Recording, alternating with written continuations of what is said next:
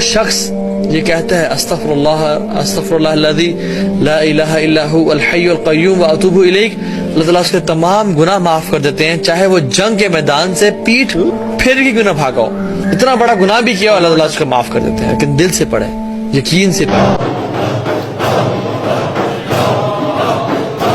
اللہ عز و جل نے ارشاد فرمایا ہے فَاذْكُرُونِي أَذْكُرْكُمْ، تم میرا ذکر کرو میں تمہارا ذکر کروں گا۔ اور حدیث قدسی میں اللہ عز و جل فرماتا ہے جب میرا بندہ کسی محفل میں میرا ذکر کرتا ہے تو میں اس سے اعلیٰ محفل میں اس کا ذکر کرتا ہوں۔ اسی لیے صحابہ کرام رسول اللہ صلی اللہ علیہ وآلہ وسلم کے دور مبارک میں ذکر اللہ کی محافل سجاتے، جہاں کھڑے ہوئے بیٹھے اور اپنے پہلوؤں پہ جھوم جھوم کر اللہ کا ذکر کرتے تھے۔ اور اللہ عز و جل نے صحابہ کرام کے ذکر کرنے کے انداز کی تعریف کرتے ہوئے فرمایا الذین یذکرون اللہ قیاما وقعودا وعلی جنوبہم، وہ لوگ جو کھڑے اور بیٹھے اور اپنے پہلوؤں پہ اللہ کا ذکر کرتے ہیں۔ اور سیدنا علی المرتضیٰ کرم اللہ وجہ الکریم فرماتے ہیں صحابہ کرام ذکر اللہ میں ایسے جھومتے جیسے تیز ہوا میں درخت جھومتے ہیں۔ تو صحابہ کرام کے ذکر کرنے کا انداز تو قرآن و حدیث کی روشنی میں بالکل واضح اور ثابت ہے، اس لیے پورے عالم اسلام میں آج بھی صحابہ کرام کے انداز میں ذکر اللہ کی محافل کا انعقاد ہوتا ہے، جہاں جھوم جھوم کر دیوانہ وار اللہ کا ذکر کیا جاتا ہے۔ اور پاکستان کے مختلف شہروں میں بھی البرہانیہ کے مراکز میں اسی انداز میں ذکر اللہ کیا جاتا ہے۔ تو آپ بھی صحابہ کرام کے انداز میں ذکر کرنے کے لیے اپنے قریبی برہانیہ کے سینٹر میں تشریف لائیں۔ اللہ ہمیں اپنے ذکر کی کثرت کی توفیق عطا فرمائے، آمین۔